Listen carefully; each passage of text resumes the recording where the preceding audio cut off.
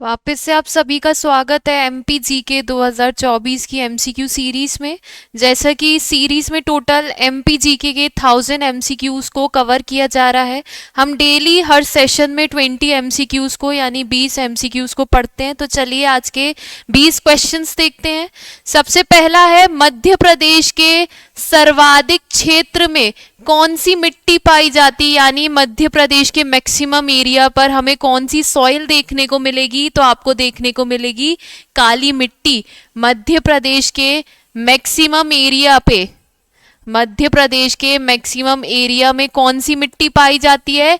काली मिट्टी। जो काली मिट्टी है इसे रेगुड़ सॉइल, इसे रेगुड़ मिट्टी भी कहते हैं। काली मिट्टी को किस नाम से जाना जाता है? काली मिट्टी को रेगुड़ मिट्टी के नाम से भी जाना जाता है। ये आपसे पूछ लिया जाएगा कि काली मिट्टी को और किस नाम से जानते हैं? रेगुड़ सॉइल के नाम से।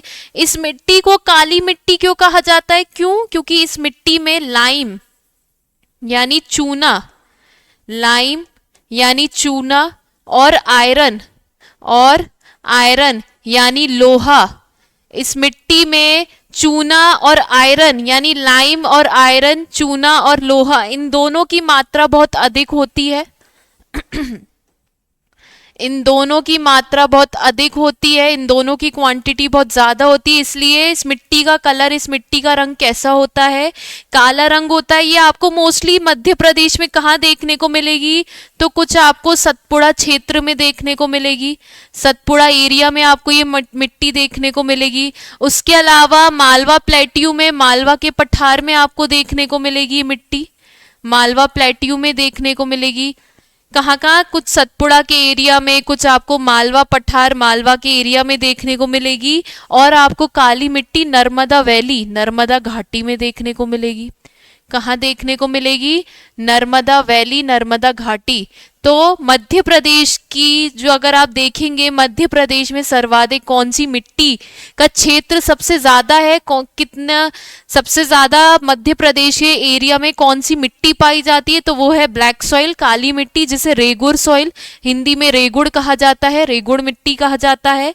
ये जो मिट्टी है इसका रंग काला कैसे होता है? क्योंकि इस मिट्टी में लाइम यानी चूना और आयरन यानी लोहा, इन दोनों की मात्रा बहुत अधिक होती है, इसलिए इस मिट्टी का रंग काला होता है यानी ब्लैक होता है। और ये मध्य प्रदेश में हमें कहाँ कहाँ देखने को मिलेगी? तो आपको सतपुड़ा एरिया के कुछ हिस्सों में, मालवा पठार में, और आपको नर्मदा वैली, नर्मदा घाटी में देखने को मिलेगी। इसके बाद नेक्स्ट क्वेश्चन देखें। नेक्स्ट क्वेश्चन है आपका, मध्य प्रदेश की किस नदी को स्वर्ण नदी भी कहा जाता है? यानी मध्य प्रदेश की किस नदी को स्वर्ण नदी भी कहा जाता है? तो वो है सोन नदी। मध्य प्रदेश की सोन नदी को स्वर्ण नदी भी कहा जाता है। इस नदी की कुल लंबाई कितनी है? तो वो है 780 किलोमीटर। सोन नदी की टोटल लेंथ कितनी है? 780 किलोमीटर। इस नदी का ओरिजिन कहाँ से होता है, यानी कहाँ से ये नदी निकलती है, इसका उद्गम कहाँ से होता है? तो इसका उद्गम होता है अमरकंटक, अमरकंटक की पहाड़ी से। अमरकंटक की पहाड़ी से इसका उद्गम होता है। तो जिला कौन सा आ जाएगा? अनूपपुर जिला आ जाएगा। सोन नदी का उद्गम कहाँ से होता है? अमरकंटक की पहाड़ी से यानी अनूपपुर से उसका उद्गम होता है। और समापन, समापन यानी कहाँ जाकर ये किस नदी में मिल जाती है? तो इसका समापन होता है पटना के पास, पटना ना यानी बिहार में, पटना के पास गंगा नदी में इसका समापन हो जाता है। किस नदी में? गंगा नदी में, गंगा रिवर में जाकर मिल जाती है। यानी सोन नदी किसकी ट्रिब्यूटरी है? गंगा नदी की, गंगा रिवर की ये ट्रिब्यूटरी है। इसकी कुल लंबाई कितनी है? 780 किलोमीटर। इसको स्वर्ण नदी भी कहा जाता है। और भी कुछ नाम है सोन नदी के, जैसे इसे सुवर्ण भी कहा जाता है। सोन नदी को सुवर्ण भी कहा जाता है। इसे हिरण्यवाह भी कहा जाता है। सोन नदी को हिरण्यवाह भी कहा जाता है। वाल्मीकि जी ने रामायण में इस नदी को सुभागिद कहा है। जो वाल्मीकि जी हैं, जिन्होंने रामायण लिखी है, वाल्मीकि जी ने रामायण में सोन नदी को क्या नाम दिया है? रामायण में सोन नदी को नाम दिया है सुभागिद, सुभागिद नाम दिया है सोन नदी को। उसके अलावा टॉलमी ने सोन नदी को क्या नाम दिया है? टॉलमी ने सोन नदी को सुआ नाम दिया है। टॉलमी ने सोन नदी को क्या नाम दिया है? सुआ नाम दिया है। और सोन नदी को सोनभद्र भी कहते हैं। सोन नदी को सोनभद्र भी कहा जाता है। तो ये कुछ अदर नेम्स थे सोन नदी के, जैसे इसे स्वर्ण नदी कहा जाता है, सुवर्ण कहा जाता है, हिरण्यवाह कहा जाता है, सोनभद्र कहा जाता है। और वाल्मीकि जी ने रामायण में सोन नदी को सुभागिद भी कहा है। और टॉलमी ने सोन नदी का क्या नाम दिया है? सुआ नाम दिया है। उसके बाद देखें, उसके बाद नेक्स्ट क्वेश्चन, चौकड़िया, ये है आज चौकड़िया। चौकड़िया फाग ये मध्य प्रदेश के किस क्षेत्र का संगीत है? तो चौकड़िया फाग क्या है? ये एक संगीत है, ये एक सॉन्ग है। किस क्षेत्र का है? तो ये बुंदेलखंड का है। किस क्षेत्र का है? बुंदेलखंड का। बुंदेलखंड में फाग गायन होता है। बुंदेलखंड में फाग गायन होता है। कब? होली के अवसर पर। होली के अवसर पर, जब होली होती है, होली के अवसर पर बुंदेलखंड वाले क्षेत्र में फाग गायन होता है। और उस समय कौन कौन सी फाग गाई जाती है? ठाकुर फाग। बुंदेलखंड में कौन कौन सी फाग गाई जाती है? ठाकुर फाग। उसके अलावा इसूरी फाग, इसूरी फाग, ठाकुर फाग, इसूरी फाग और राई फाग, ये 3 फाग गाई जाती है। कहां पर? बुंदेलखंड में। ठाकुर फाग में जो बुंदेलखंड की स्त्रियां है वो जिरौती खेलती है। ठाकुर फाग में बुंदेलखंड की स्त्रियां यानी महिलाएं क्या खेलती हैं? तो वो जिरौती, पूछ लिया जाएगा क्या खेलती है? जिरौती खेलती हैं।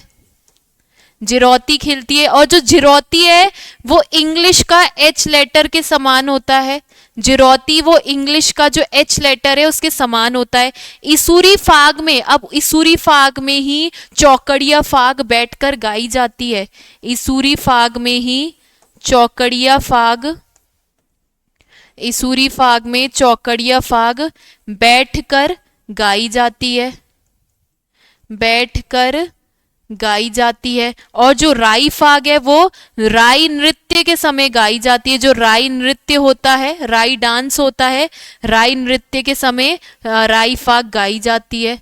तो जो आपका चौकड़िया फाग है वो कौन से क्षेत्र का संगीत है? बुंदेलखंड का। बुंदेलखंड में फाग गायन जब होता है होली के टाइम पर तो तीन फाग गाए जाते हैं बुंदेलखंड वाले रीजन में, ठाकुर फाग, इसूरी फाग और राई फाग। ठाकुर फाग में स्त्रियां, जो महिलाएं हैं, जो विमेन्स है, वो जिरौती खेलती है। जिरौती यानी ये लोग कुछ एच, जो एच होता है इंग्लिश लेटर एच, उसका आकार बना के खेलती हैं। इसूरी फाग में चौकड़िया फाग बैठकर गाया जाता है और राई फाग में राय नृत्य के समय राई फाग गाया जाता है। उसके बाद देखें, इंदौर में पैदा हुए सबसे लोकप्रिय गायक कौन है जिनका जन्म इंदौर में हुआ है? तो वो है लता मंगेशकर। लता मंगेशकर जो कि आप सबने इनका नाम सुना होगा। फिल्मी दुनिया के इन्होंने बहुत सारे गीत लिखे हैं, सॉन्ग्स लिखे हैं। लता मंगेशकर जी ने, इनका जन्म इंदौर में ही हुआ था। और इनकी मृत्यु कब हुई थी? तो देख लीजिए, इनकी मृत्यु, इनकी डेथ कब हुई थी? 6 फरवरी 2022 को। इनकी मृत्यु कब हुई थी? 6 फरवरी 2022 में इनकी मृत्यु हुई थी। उसके बाद देखें,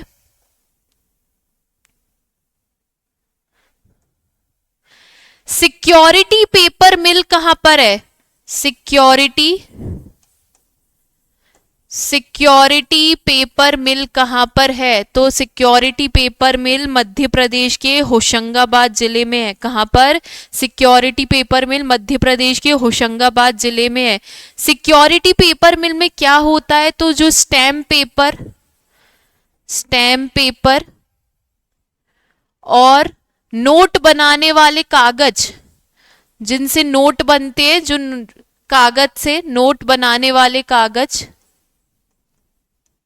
नोट बनाने वाले पेपर का उत्पादन होता है, का उत्पादन, प्रोडक्शन होता है।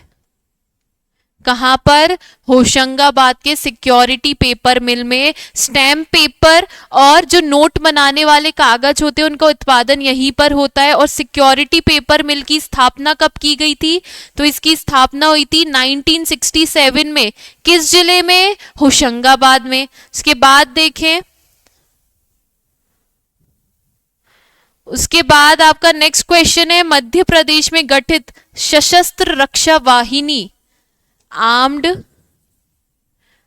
Defence corps, armed defence corps, Madhya Pradesh में गठित सशस्त्र रक्षा वाहिनी का नाम क्या है? यानी मध्य प्रदेश में जो आर्म डिफेंस कॉर्प्स है उसका नाम क्या है? तो उसका नाम है रानी दुर्गावती। क्या नाम है? रानी दुर्गावती। और रानी दुर्गावती कौन है? ये एक गौंड शासिका है, ये एक गौंड रूलर है। लेकिन ये किसकी पुत्री थी? चंदेल वंश के राजा। किसकी पुत्री थी? जो चंदेला शासक थे, चंदेल वंश के जो राजा थे, कीरत सिंह, कीरत सिंह की पुत्री थी ये। किसकी? कीरत सिंह की पुत्री थी। और इनका विवाह, कीरत सिंह की डॉटर थी, पुत्री थी कौन? दुर्गावती, रानी दुर्गावती। और इनका विवाह किससे हुआ था? जो गौंड वंश के शासक थे संग्राम शाह, उनके बेटे से। गौंड वंश के जो शासक थे संग्राम शाह, उनके बेटे दलपत शाह से इनका विवाह हुआ था। किससे? दलपत शाह से।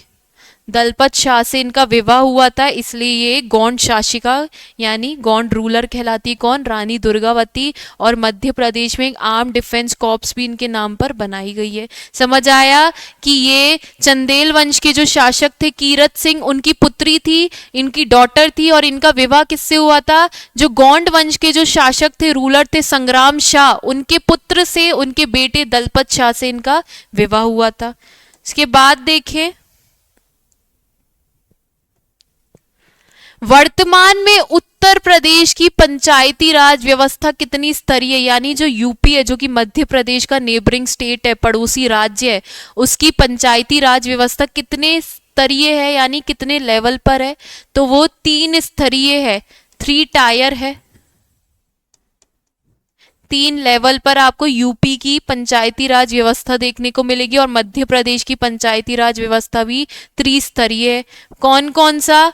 तो आपको ग्राम सभा, ग्राम पंचायत, ग्राम पंचायत यानी विलेज पंचायत देखने को मिलेगी।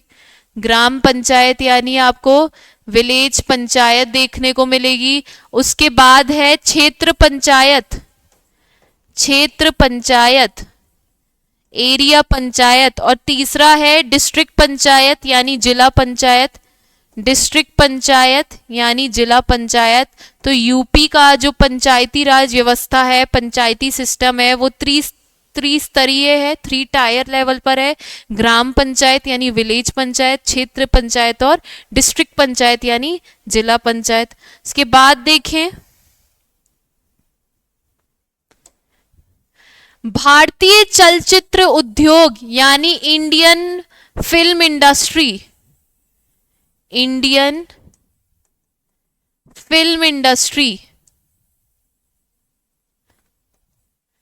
भारतीय चलचित्र उद्योग इंडियन फिल्म इंडस्ट्री के प्रसिद्ध कहानीकार यानी famous story teller, famous story teller और गीतकार यानी सिंगर, सिंगर कौन है जिनका मध्य प्रदेश के ग्वालियर शहर में जन्म हुआ था? तो वो थे जावेद अख्तर। जावेद अख्तर का जन्म मध्य प्रदेश के ग्वालियर में हुआ था। और इंडियन फिल्म इंडस्ट्री के एक स्टोरी टेलर भी है, कहानीकार भी है और सिंगर भी है। इनका जन्म कहाँ हुआ था? ग्वालियर में। इसके बाद देखें, उसके बाद है कौन सी बोली मध्य प्रदेश के पड़ोस में नहीं है? यानी कौन सा डायलेक्ट, कौन सा डायलेक्ट मध्य प्रदेश के पड़ोस में नहीं है? तो जो ब्रज भाषा है, ब्रज भाषा यूपी में बोली जाती है और यूपी मध्य प्रदेश का नेबरिंग स्टेट है। कोरकू, कोरकू हम सब जानते हैं मध्य प्रदेश में कोरकू ट्राइब रहती है, मध्य प्रदेश में कोरकू ट्राइब रहती है और ये निमाड़ क्षेत्र में देखने को मिलेगी। तो कोरकू बोली बोली जाती है, तो ये एमपी में बोली जाती है और कहाँ पे, महाराष्ट्र में बोली जाती है। कहाँ पर बोली जाती है, महाराष्ट्र में। और महाराष्ट्र मध्य प्रदेश के दक्षिण में लगता है। गोंडी मध्य प्रदेश की जो गोंड जनजाति गोंडी बोली बोलती है और ये भी एमपी और महाराष्ट्र में बोली जाती है, एमपी और महाराष्ट्र में। लेकिन जो आपकी मैथिली है, मैथिली बोली, ये कहाँ बोली जाती है, तो ये बिहार और झारखंड में। कहाँ बोली जाती है, बिहार और झारखंड में। और बिहार और झारखंड दोनों ही मध्य प्रदेश से नहीं लगता है। अगर आप मैप में देखेंगे,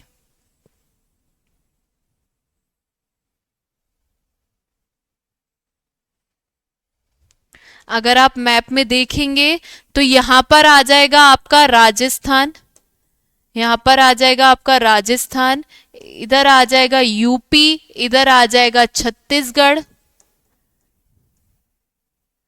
यहां पर आ जाएगा महाराष्ट्र और यहां पर आ जाएगा गुजरात। यानी मध्य प्रदेश के नॉर्थ वेस्ट पे, उत्तर पश्चिम में कौन सा राज्य लगता है, राजस्थान। मध्य प्रदेश के नॉर्थ ईस्ट में, उत्तर पूर्व में कौन सा राज्य लगता है, यूपी, उत्तर प्रदेश। मध्य प्रदेश के ईस्ट में यानी पूर्व में कौन सा राज्य, कौन सा स्टेट लगता है, छत्तीसगढ़। और मध्य प्रदेश के दक्षिण में, साउथ में कौन सा स्टेट लगता है, महाराष्ट्र। और मध्य प्रदेश के साउथ वेस्ट में, यानी मध्य प्रदेश के साउथ वेस्ट में कौन सा आपको स्टेट देखने को मिलेगा, तो वो है गुजरात। तो हमने देखा कि राजस्थान, यूपी, छत्तीसगढ़, महाराष्ट्र, गुजरात, ये सारे मध्य प्रदेश के नेबरिंग स्टेट्स है, पड़ोसी राज्य है। लेकिन बिहार और झारखंड की बाउंड्री मध्य प्रदेश से टच नहीं होती और बिहार और झारखंड में ही मैथिली बोली बोली जाती है। इसलिए कौन सी बोली मध्य प्रदेश की पड़ोसी नहीं है, तो वो है मैथिली। इसके बाद देखें,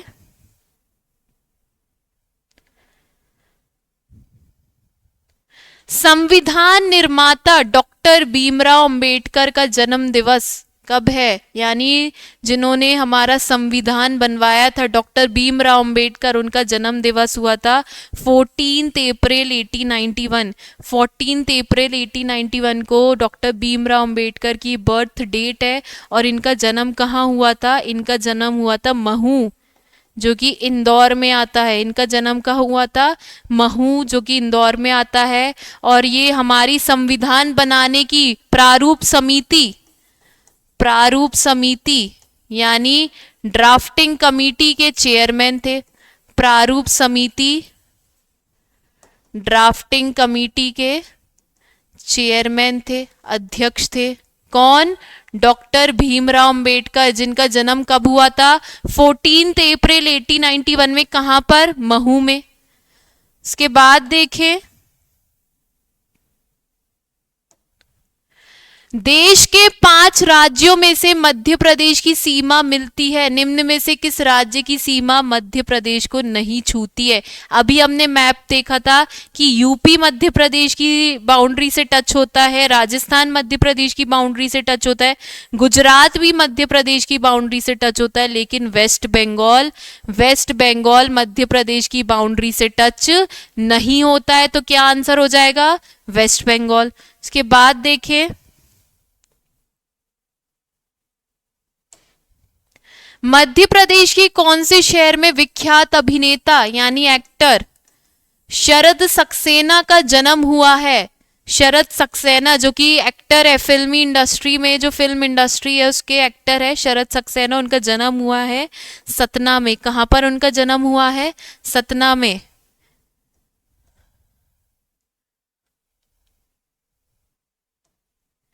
मध्य प्रदेश के क्षेत्रफल कुल कितने वर्ग किलोमीटर में फैला हुआ है, यानी मध्य प्रदेश का एरिया कितना है, मध्य प्रदेश का क्षेत्रफल एरिया कितना है, तो वो है 308252 किलोमीटर स्क्वायर।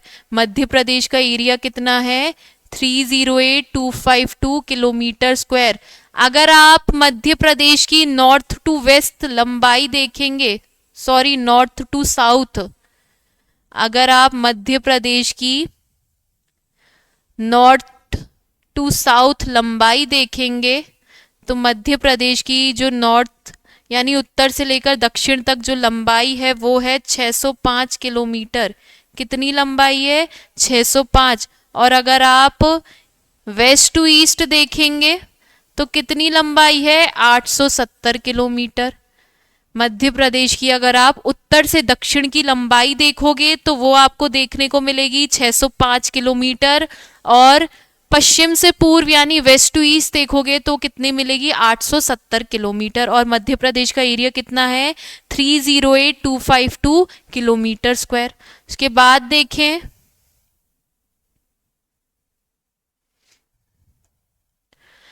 पशु चिकित्सा महाविद्यालय। पशु चिकित्सा महाविद्यालय यानी वेटरिनरी कॉलेज। वेटरिनरी कॉलेज कहाँ पर है? पशु चिकित्सा महाविद्यालय तो ये है रीवा में। रीवा में हमें पशु चिकित्सा महाविद्यालय वेटरिनरी कॉलेज देखने को मिलेगा। और इस कॉलेज का पूरा नाम क्या है? तो इस कॉलेज का पूरा नाम है college of veterinary, college of veterinary science and animal husbandry. तो रीवा में जो हमें पशु चिकित्सा महाविद्यालय वेटरिनरी कॉलेज देखने को मिलेगा उसका नाम क्या है? College of veterinary science and animal husbandry. और ये कब बनाया गया था? तो 2007 में इसको बनाया गया था। कब बना था ये कॉलेज? 2007 में, 2007 में। उसके अलावा आपको पशु चिकित्सा महाविद्यालय मध्य प्रदेश के महू में भी देखने को मिलेगा। पशु चिकित्सा महाविद्यालय मध्य प्रदेश के महू में भी एक देखने को मिलेगा, यानी एक और वेटरिनरी कॉलेज आपको कहाँ देखने को मिलेगा? महू में। तो ऑप्शन में अगर आपसे पूछे college of veterinary science and animal husbandry तो वो है रीवा में। और अगर इस तरीके से पूछ ले पशु चिकित्सा महाविद्यालय और ऑप्शन में कहीं पर भी महू नहीं है, रीवा है, तो आपको रीवा टिक करना है। और अगर ऑप्शन में आपको महू भी देखने को मिल रहा है और रीवा नहीं है तो आपको महू टिक करना है। आगे देखें, हिंगलाजगढ़ किला किस जिले में है? यानी हिंगलाजगढ़ फोर्ट, जो हिंगलाजगढ़ फोर्ट है वो किस डिस्ट्रिक्ट में आता है? तो हिंगलाजगढ़ फोर्ट आता है मंदसौर में। हिंगलाजगढ़ का किला, हिंगलाजगढ़ फोर्ट कहाँ आता है? मंदसौर में।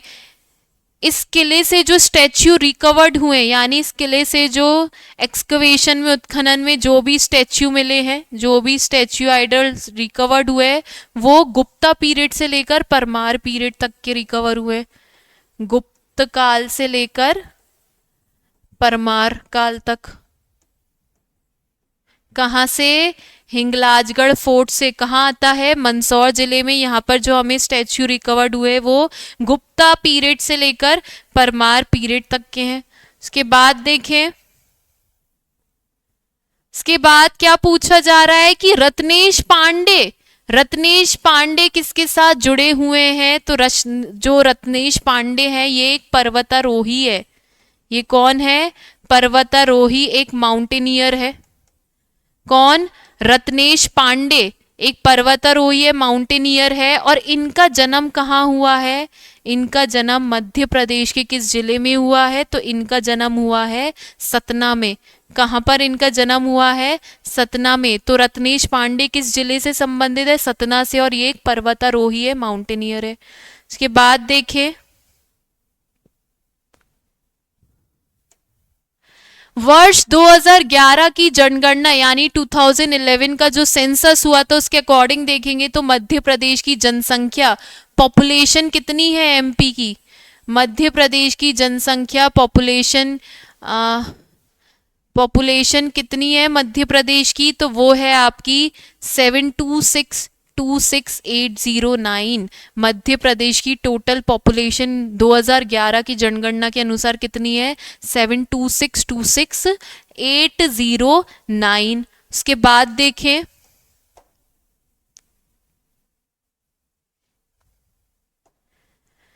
मानव अधिकार दिवस यानी ह्यूमन राइट्स डे, मानव अधिकार दिवस, ह्यूमन राइट्स डे किस दिन मनाया जाता है? तो वो मनाया जाता है 10 दिसंबर को।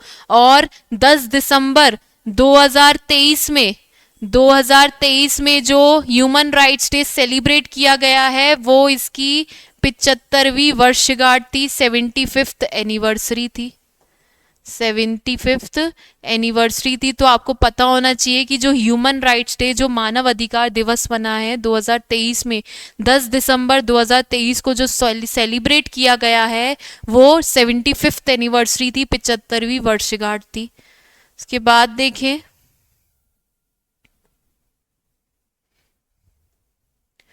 मध्य प्रदेश में राष्ट्रीय राजमार्ग यानी नेशनल हाईवे, मध्य प्रदेश में राष्ट्रीय राजमार्ग, नेशनल हाईवे, नेशनल हाईवे की कुल लंबाई, टोटल लेंथ कितनी है? 8858 किलोमीटर। मध्य प्रदेश में जो टोटल नेशनल हाईवे उनकी टोटल लेंथ, लंबाई कितनी है? 8858 किलोमीटर। अब हमें ये बताना है कि कितने नेशनल हाईवेज, कितने राष्ट्रीय राजमार्ग मध्य प्रदेश से होकर गुजरते हैं, यानी कितने नेशनल हाईवेज मध्य प्रदेश से पास होते हैं? तो वो है 44। मध्य प्रदेश से कुल कितने नेशनल हाईवेज गुजरते हैं? 44। और सबसे बड़ा नेशनल हाईवे कौन सा है? जो सबसे बड़ा राष्ट्रीय राजमार्ग, नेशनल हाईवे कौन सा है? तो वो है NH46। मध्य प्रदेश का सबसे बड़ा राष्ट्रीय राजमार्ग कौन सा है? NH46। कहां से कहां तक? ग्वालियर टू बैतूल, ग्वालियर से बैतूल तक।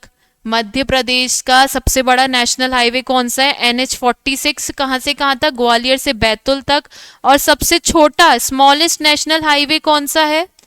सबसे छोटा स्मॉलेस्ट नेशनल हाईवे कौन सा है? NH135BB। कौन सा है?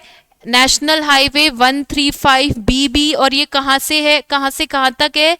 जमीरा से बड़गढ़ तक, जमीरा से बड़गढ़ तक। और कितनी लंबाई है इसकी? मात्र 7.5 किलोमीटर ही लंबा है। कितना? 7.5 किलोमीटर।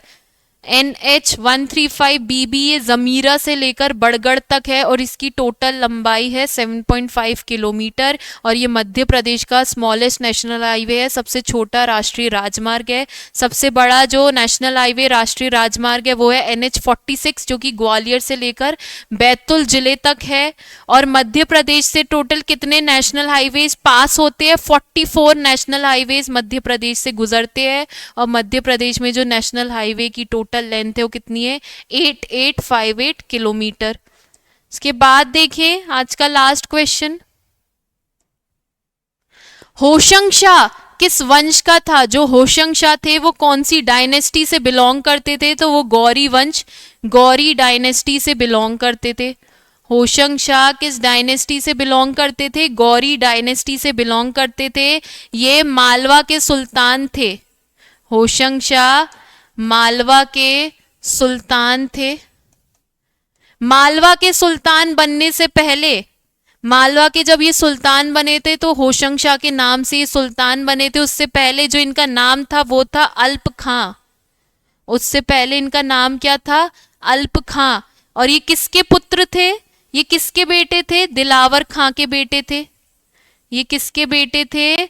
दिलावर खां के बेटे थे। कौन? अल्प खां। और जब मालवा के सुल्तान बने थे तो किस नाम से बैठे थे गद्दी पर? होशंग शाह के नाम से बैठे थे। और इनका संबंध है गौरी वंश से, गौरी डायनेस्टी से। आपको होशंग शाह का मकबरा कहाँ देखने को मिलेगा? होशंग शाह का मकबरा टाउन आपको कहाँ देखने को मिलेगा? मांडू में। मांडू में आपको होशंग शाह का मकबरा देखने को मिलेगा। और मांडू कहाँ आता है? धार जिले में आता है। तो ये हमने क्या देखा? होशंग शाह का संबंध गौरी वंश से, गौरी डायनेस्टी। जो इनके पिताजी, इनके फादर, उनका नाम है दिलावर खां। और जब ये मालवा के सुल्तान नहीं बने थे, इनका नाम था अल्प खां। मालवा के सुल्तान जब ये बने, इन्होंने अपना नाम होशंग शाह रख लिया। और ये इनका जो मकबरा है, इनका जो टॉम्ब है, इनका जो टॉम्ब है वो आपको कहाँ देखने को मिलेगा? मांडू यानी धार में। तो ये आज के 20 क्वेश्चंस थे। आप लोग कमेंट सेक्शंस में बताइए कि आप लोग कितने मार्क्स स्कोर कर रहे हैं और ये सीरीज और ये क्वेश्चंस आपको कैसे लग रहे हैं। चलिए, धन्यवाद।